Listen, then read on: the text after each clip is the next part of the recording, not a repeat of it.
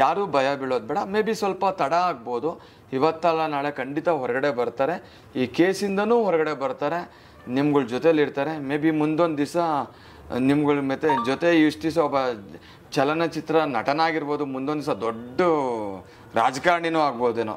ನಿಮ್ಗಳೆಲ್ಲ ಪ್ರೀತಿಯಲ್ಲಿ ದೊಡ್ಡ may be ಇವ್ರಿಗೆ ಜೀವನ ಪಾಠ ಕಲಿಸ್ಕೊಡ್ಬೋದೇನೋ. ನನ್ನ ಒಂದು ಅನಲೈಸ್ ಮಾಡೋದು. ಯಾಕಂದರೆ ಈ ಸಮಾಜಕ್ಕೆ ಇವತ್ತು ಅವ್ರಿಗೇನೆಲ್ಲ ಹೊಡ್ತಾ ಬೀಳ್ತಾ ಇದೆ, ಇದೆಲ್ಲ ಅವ್ರು ಕೂತ್ಕೊಂಡು ಒಂದು ದಿವಸ ಯೋಚನೆ ಮಾಡಿ ಮುಂದೊಂದು ದಿವಸ ಜನಗಳ ಮಧ್ಯೆ ಅವ್ರು ಬಂದು ನಿಂತು ಇದೇ ಜನಕ್ಕೆ ಅವ್ರಿಗೆ ಸಹಾಯ ಮಾಡೋಕ್ಕೆ ಬರುವಂಥ ದಿನ ಕೂಡ ಬರಬಹುದು ಅನ್ನೋದು ಇಟ್ಸ್ ಮೈ ಒಪಿನಿಯನ್. ಬರಬೇಕು ಕೂಡ ಅನ್ನೋದು ನನ್ನ ಪರ್ಸನಲ್ ಇದು. ಫೈನಲ್ ಆಗಿ ದರ್ಶನ್ ಫ್ಯಾನ್ಸ್ಗೆ ಏನಾದರೂ ಅಡ್ವೈಸ್ ಕೊಡ್ತೀರಾ?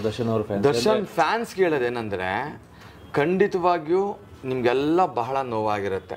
ಖಂಡಿತವಾಗಿಯೂ not only Darshan fans, at the same Darshan ಫ್ಯಾನ್ಸ್ಗೆ ಮತ್ತು ಅವರ ಬೇರೆಯವ್ರು ಯಾರ್ಯಾರೆಲ್ಲ ಇದ್ದಾರೆ ಎಲ್ಲರಿಗೂ ಕೂಡ ಕುಟುಂಬ ಅನ್ನೋದಿರುತ್ತೆ, ಅವ್ರಿಗೆ ಆದ ಜನಗಳಿರ್ತಾರೆ. ಯಾರೂ ಏನು ನೊಂದ್ಕೊಳ್ಳೋವಂಥ ಭಯ ಬೀಳುವಂಥ ಅವಶ್ಯಕತೆ ಖಂಡಿತ ಇಲ್ಲ.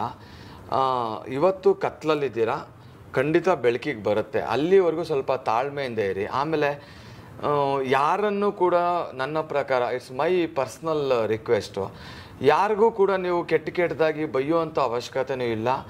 ಆಮೇಲೆ ದರ್ಶನ್ ಫ್ಯಾನ್ಸ್ ಕೆಟ್ಟವರು ಅಂತ ಏನು ಹೇಳ್ತಾರಲ್ಲ, ಅದನ್ನು ನೀವು ಅನ್ನಿಸ್ಕೊಳ್ಳೋಕೆ ಹೋಗ್ಬೇಡಿ. ನನ್ನ ಪ್ರಕಾರ ದರ್ಶನ್ಗೂ ಕೂಡ ಒಳ್ಳೆ ವ್ಯಕ್ತಿತ್ವ ಇದೆ, 10 ಜನಕ್ಕೆ ಸಹಾಯ ಮಾಡುವಂಥ ಒಂದು ಮನಸ್ಸು ಇದೆ.